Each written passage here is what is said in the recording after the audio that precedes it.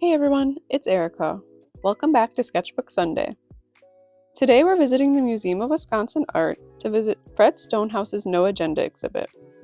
It really made me think about my own process and perspective on creating art. Let's head inside. Upon entering the No Agenda exhibit, I wasn't immediately drawn to it.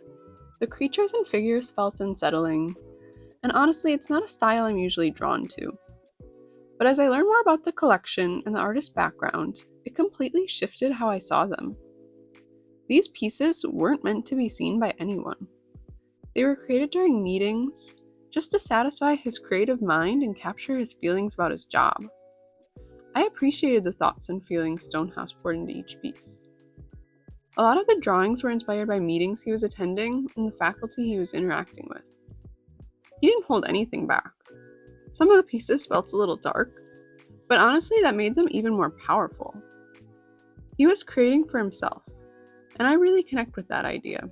Making art for your own satisfaction without thinking about the audience. One of the things I found fascinating was seeing his progression over time. These drawings span from 2008 to 2024, and you could really see his evolution. Early on, he mostly used graphite pencil, sometimes with a touch of red colored pencil. But as the years went by, he started incorporating more color and creating more polished pieces. It added so much to the experience because you could tell he was getting bolder with what he was bringing into these meetings. I also loved that he drew on scrap paper, old file folders, and even ledger paper. It emphasized that these drawings weren't made for a museum or for public display. They were made for himself, purely for his own creative satisfaction. No agenda. There were definitely a few reasons why I felt a connection with Stonehouse. I really related to the idea of being stuck at work, but having your mind focused on creating art.